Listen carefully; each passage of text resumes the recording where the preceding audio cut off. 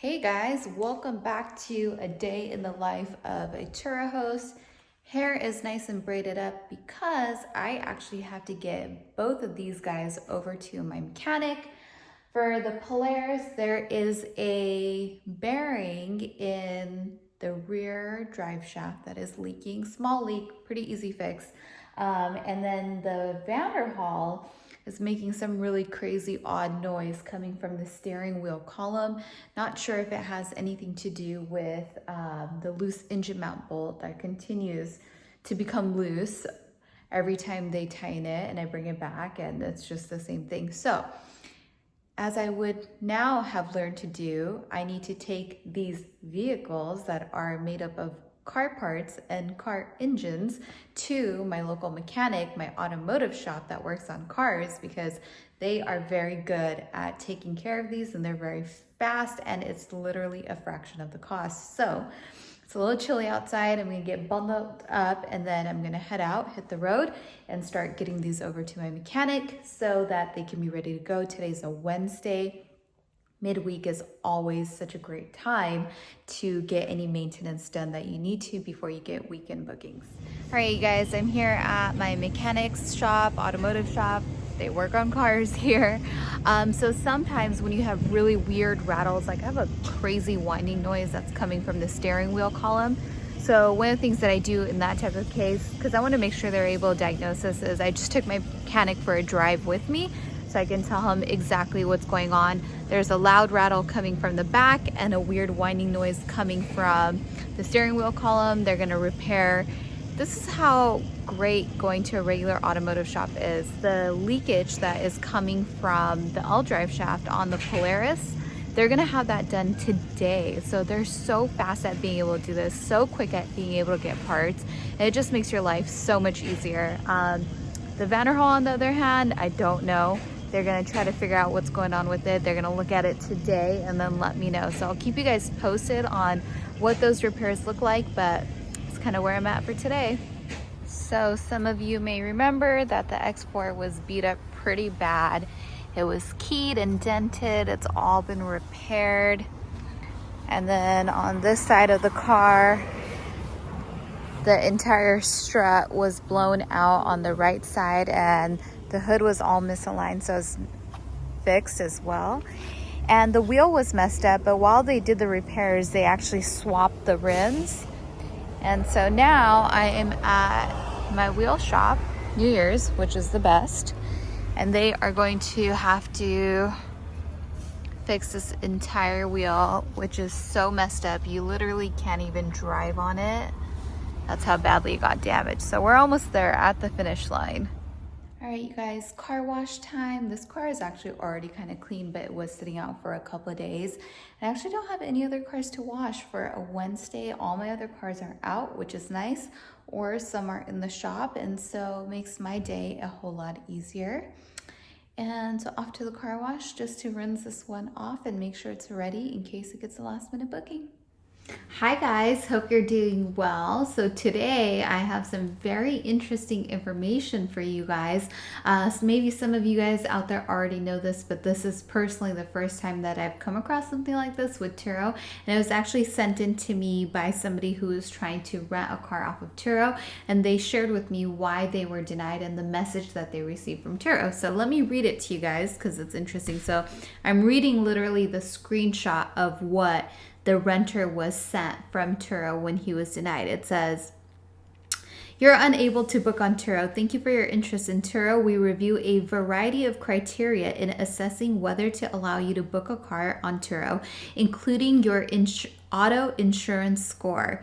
As part of our ongoing verification process, and as you previously authorized, we requested your auto insurance score from a consumer reporting agency, otherwise known as TransUnion.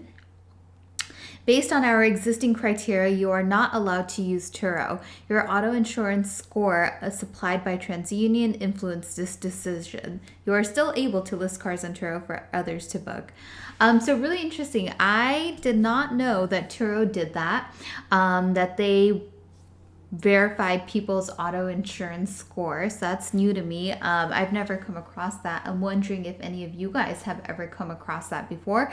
So just trying to gauge how long they've been doing this for. So I have heard of auto insurance scores being taken into account for exotic rentals. I heard about this quite some time ago, and I want to say maybe it was from either a VinWiki video that I watched, or it was from Super Speed Rob. I forget, it's one of those, and it had to be at least over a year ago. So when I remember hearing about this, where they were thinking of using it, or they were using it when they get renters for their exotic cars, especially because they're so high end, such high dollar amounts, and so on. So to help verify their renters, and so after seeing this message, I wanted to kind of dig in a little bit more and figure out what this auto insurance score is based on, what factors does it take into account, and if you find yourself in a bad situation, how do you make it better? I didn't have the answers to any of these questions, and I don't know if I still do, but here's kind of what I found out. So there is, of course, a difference between your credit score and a credit-based score, and then I'll tell you what this has to do with your auto insurance score. So your credit score is typically when you are, going to go borrow money or go through the lending process, where they will actually take your social security number, run your credit, and get your actual credit score in that moment in time from the different credit bureaus like TransUnion and Experian. Your credit base score is not your exact credit score. So I think that this is the same score that Credit Karma uses. So it's a little bit different than your actual score. So I pulled up some information online. It says a credit-based score can use aspects of your credit history to determine the risk of having you as an insurance client. And then it'll go into how the auto insurance score works. So I'm going to read that to you guys in a second. But one of the things is people ask, well, how do they pull that information without your social security? You actually, and someone out there, correct me if I'm wrong, but I believe that you don't need your social security number to pull a credit-based score. They can literally do that off of your name, especially with Turo, they're plugged into TransUnion. So obviously TransUnion is packaging this data for utilization for companies like Turo. So it's very interesting. So you probably pull that information just off of your name or your address. And with Turo, you submit your driver's license. So that has tons of information about a person that would allow them to pull that information, or for a company like TransUnion to pull your profile, right? So here it says, not to be confused with credit risk, insurance companies use your auto insurance score, also called a credit-based insurance score, to determine what the likelihood is that you'll file an insurance claim. How good or bad your credit is factors into your insurance score, even more than your driving records. Studies have shown that drivers with the worst insurance scores are twice as likely to have an insurance claim as those with the best scores. So that is so fascinating to me. I don't know if this fascinates anyone else. The fact that your credit history plays a role in what your insurance score is, and that they're able to find some correlation between that. So super, super interesting. So here's my takeaway from all of this, and I would love to know what you guys think about this and Turo doing this. One, I think that this is blaring signs that marketplaces like Turo and just rentals like Turo are not going anywhere. The fact that we have major players like TransUnion who will deliver sort of these data packages and have this service to where companies like Turo can pull that information, that's huge. They are getting other parts of the industry on board with their business model, right? And of course, I'm sure that TransUnion supplies this type of information for other car rental companies and insurance companies for sure, obviously, when it comes to the quoting process. Aside from that, this is actually, I think, a great move on Turo's end, because it shows that they care about providing a better renter to the host and to the marketplace.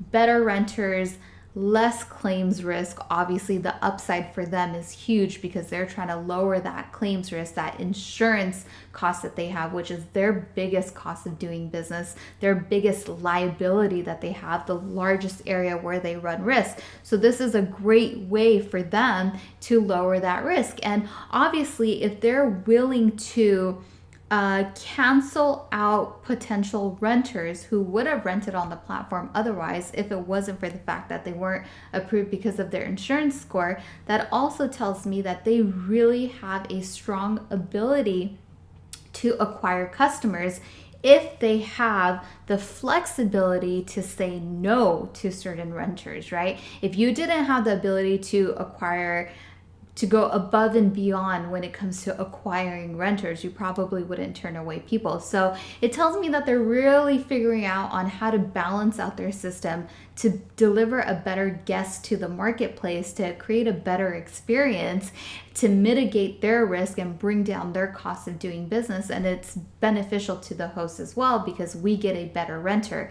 If this really does determine the likelihood of somebody filing an insurance claim, well, if they're filing an insurance claim, it's highly likely that the probability of them getting into accidents or having some sort of damage is going to be higher. So I think that this is a great move on their part.